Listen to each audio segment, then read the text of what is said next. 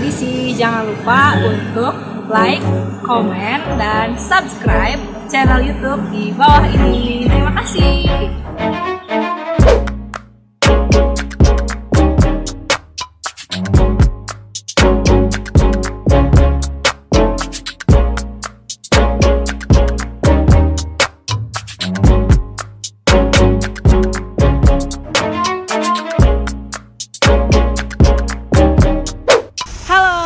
Assalamualaikum warahmatullahi wabarakatuh. Ketemu lagi di Ekspedisi Sosiologi. Nah, di video yang kedua ini Ibu akan menjelaskan tentang faktor pembentuk kelompok sosial dan bentuk-bentuk kelompok sosial apa saja sih yang ada di masyarakat.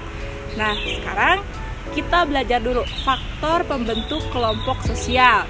Nah, tapi sebelum ke faktor pembentuk kelompok sosial, kalian semua sudah memahami dong tentunya pengertian kelompok sosial. Nah, kita flashback lagi ya, bahwa kelompok sosial itu cirinya adalah kumpulan dari berbagai individu yang membentuk suatu kesatuan dan mereka di dalamnya ada saling berinteraksi. Nah, dari sini kita beranjak ke faktor pembentuk kelompok sosial. Faktor pembentuk kelompok sosial itu ada 3. Yang pertama itu adanya kepentingan yang sama. Jelas, kenapa sih orang membentuk suatu kelompok? Karena apa sih? Pasti karenanya ada kepentingan yang sama. Misalkan kepentingan dalam hal bisnis, kepentingan dalam hal informal maupun formal. Yang jelas mereka sama-sama mempunyai tujuan dan sama-sama memiliki kepentingan, itu pasti akan membentuk suatu kelompok. Nah, kalau misalkan di kalangan pelajar nih, biasanya ada si A itu dia suka banget nih sama drama Korea atau drakor. Nah, biasanya si A itu bakal mencari teman atau bahkan mencari kelompok itu yang sama memiliki kepentingan. Ya udah deh, saya mau cari teman aja yang sama-sama suka drakor. Nah, akhirnya dia mencari dan terdiri dari banyak orang, akhirnya membentuk suatu kelompok. Nah, dari kelompok tersebut mereka akan terjadinya saling interaksi. Nah, dari interaksi tersebut maka kelompok akan terjadi. Nah, itulah yang pertama, itu berdasarkan kepentingan yang sama. Oke, yang kedua, bahwa faktor pembentuk kelompok sosial itu berdasarkan ikatan persaudaraan atau pertalian darah. Nah, di sini gak jarang dong, misalkan nih, wah dia keluarganya siapa, wah dia marganya apa, keturunannya siapa. Nah, biasanya kalau misalkan orang ketemu sama saudaranya walaupun belum kenal, tapi misalkan sama-sama satu marga, belakangnya misalkan sama-sama si Hombing, oh iya berarti masih satu ikatan darah. Nah, akhirnya bisa mereka melakukan atau membentuk suatu kelompok. Nah, bisa juga nih misalkan suatu keluarga, karena misalkan di sini tuh di suatu tempat ini tuh semuanya tuh satu darah atau satu keturunan.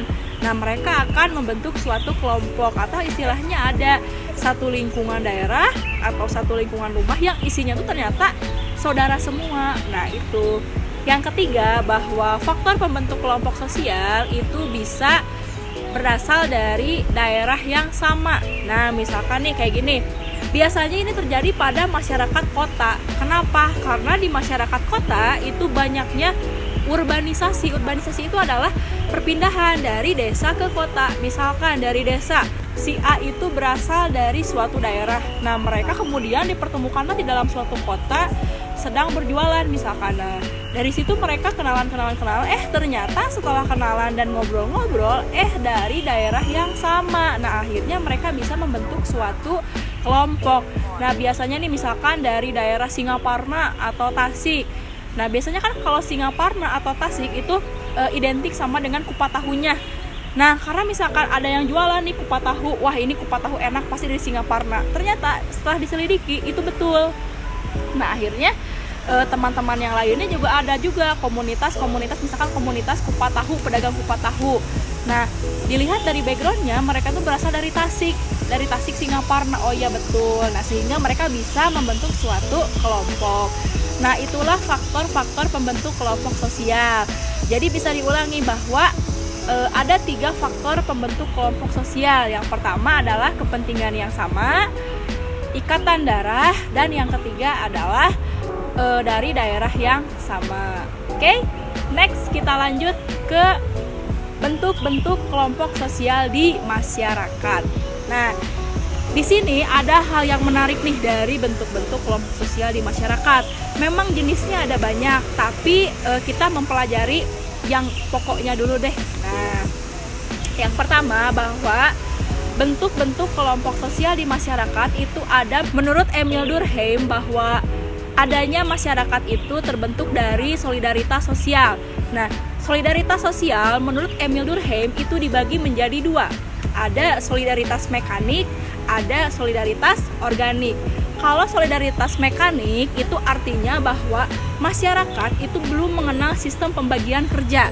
Di sini masyarakatnya bersifat sederhana.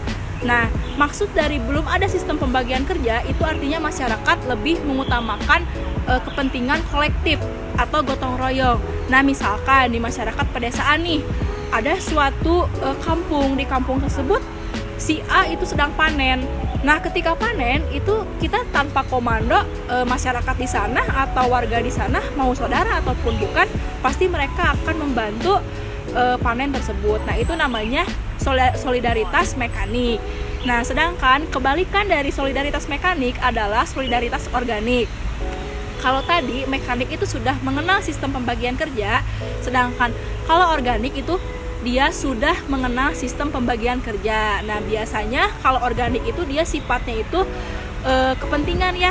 Nah, kalau organik itu ini biasanya di kota. Nah, kenapa? Karena kalau di kota itu setiap pekerjaan itu mereka sudah punya job desk-nya masing-masing. Misalkan di suatu perusahaan itu ada yang namanya direktur, ada yang namanya sekretaris, ada yang namanya sampai office boy pun itu kan mereka sudah memiliki job desk-nya masing-masing. Kan nggak mungkin kalau misalkan seseorang atau misalkan dia yang berperan sebagai office boy terus mengerjakan sesuatu hal yang dikerjakan oleh direktur. Nah, itu tidak bisa. Kenapa tidak bisa? Karena di sini sudah adanya sistem pembagian kerja. Nah, itulah solidaritas menurut Emil Durkheim. Jadi sekali lagi bahwa solidaritas itu dibagi menjadi dua, ada mekanik dan organik. Yang kedua, bentuk kelompok sosial di masyarakat menurut Ferdinand Tönnies dibagi menjadi dua, adanya paguyuban dan patembayan.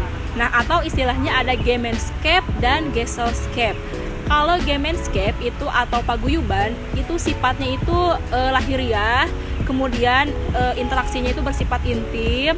Nah, di sini tuh di dalam Gemeinschaft itu terbagi menjadi tiga. Ada Gemeinschaft by blood, Gemeinschaft by place, Gemeinschaft by mind. Nah, di sini tuh sama seperti tadi faktor pembentuk kelompok sosial, bahwa yang pertama itu Gemeinschaft atau paguyuban itu lahir dari adanya ikatan darah by blood. Nah, sama kayak tadi misalkan adanya pertalian darah dari marga sehingga mereka membentuk suatu kelompok. Kemudian Gemeinschaft by place. Kalau by place itu berdasarkan kesamaan tempat tinggal. Jadi misalkan karena sama-sama tinggal di sana, akhirnya masyarakat tersebut membentuk suatu kelompok. Dan yang ketiga, Gemeinschaft by mind.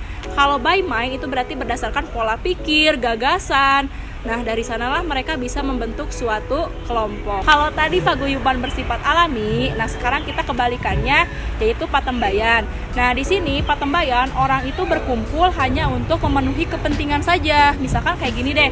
Contoh, di dalam patembayan itu ada yang namanya pasar. Nah, contohnya itu pasar. Nah, orang berkumpul di pasar itu tidak selamanya, tapi mereka hanya memenuhi kepentingannya saja. Setelah kepentingannya selesai, maka orang-orang akan bubar. Nah, berikut pun seperti kalian. Contohnya itu misalkan kalian itu bersekolah tidak selamanya kan. Sekolah itu ada batasnya kan, hanya 3 tahun. Nah, selama 3 tahun ini kalian itu bersifat patembayan atau Gesellschaft, karena setelah kalian lulus maka kelompok akan bubar. Nah, itulah yang dinamakan sebagai Gemeinschaft dan Gesellschaft atau paguyuban dan patembayan. Yang ketiga, bentuk kelompok sosial menurut Charles Horton Cooley. Nah, di sini Cooley membagi kelompok itu menjadi dua. Ada kelompok primer, ada kelompok sekunder. Dari katanya saja kita sudah bisa melihat nih, ada primer, ada sekunder. Oh iya, berarti kalau primer itu kelompok yang inti. Nah, di sini kalau kelompok primer itu kita harus tahu dulu bahwa pola interaksinya bersifat intim. Intim itu artinya mereka sering gitu melakukan interaksi. Nah, baik memenuhi kepentingan maupun tidak. Nah, di dalam kelompok primer itu contohnya seperti keluarga. Nah, sedangkan kelompok sekunder itu adalah kelompok yang sifatnya formal. Nah, kelompok sekunder itu pasti dia hanya untuk memenuhi kepentingan, misalkan lembaga. Nah, itu merupakan salah satu contoh dari kelompok sekunder. Oke, yang keempat, bentuk kelompok sosial menurut Robert King Merton, bahwa Merton membagi kelompok menjadi dua, yaitu membership group dan reference group. Kalau membership group itu bahwa kita secara fisik menjadi anggota dari kelompok tersebut. Misalkan nih, kalian sebagai anak dari 11 IPS 1 sampai 11 IPS 6, atau enggak misalkan anak kelas 10 atau kelas 12 dan kelas yang lainnya. Nah, secara fisik kalian menjadi anggota kelas tersebut, itu membership. Nah, dilihat dari kata member. Nah, member ini berarti kalian secara fisik ada di sana. Sedangkan reference group, nah reference group itu merupakan kelompok acuan. Nah, kelompok yang dijadikan acuan untuk kalian. Misalkan nih, oh iya, saya mengidolakan atau saya menjadikan pramuka itu sebagai kelompok acuan saya. Kenapa? Karena ternyata di dalam pramuka itu banyak sekali hal-hal yang menjadikan saya berubah. Misalkan kedisiplinannya, kerapihannya. Kalian melihat bahwa anak-anak pramuka itu oh iya selalu disiplin, oh iya selalu rapi. Nah, dari situlah kalian menjadikan acuan kelompok tersebut untuk mengubah perilaku kalian menjadi hal yang lebih baik. Yang kelima adalah bentuk kelompok sosial yang ada di masyarakat, seperti adanya kelompok okupasional dan kelompok volunteer. Kalau kelompok okupasional itu terbentuk karena adanya misalkan profesi yang sama, seperti misalkan IDI, Ikatan Dokter Indonesia, atau misalkan IPSI, Ikatan Pencaksilat Indonesia, atau enggak ada lagi nih misalkan IGI, Ikatan Guru Indonesia. Di dalamnya itu ada kode etik yang harus dipatuhi oleh mereka. Kebalikan dari kelompok okupasional itu adanya kelompok volunteer. Nah, kalau kelompok volunteer itu kan kalian pasti udah jelas ya, namanya aja volunteer. Nah, berarti kelompok ini dibentuk untuk memenuhi kepentingan. Tapi adanya kelompok ini secara sukarelawan. Misalkan karena di suatu daerah ada bencana alam, akhirnya masyarakat A secara sukarelawan membentuk suatu kelompok untuk menangani bencana alam di daerah tersebut. Tapi kalau misalkan bencana alamnya sudah selesai, dalam artian bencana alamnya sudah dapat tertangani, nah kelompok ini bisa bubar. Nah, demikianlah penjelasan dari Ibu mengenai faktor pembentuk kelompok sosial dan bentuk-bentuk kelompok sosial. Sekian video pembelajaran yang kedua kali ini. Sampai berjumpa di video selanjutnya. Bye-bye. Assalamualaikum warahmatullahi wabarakatuh.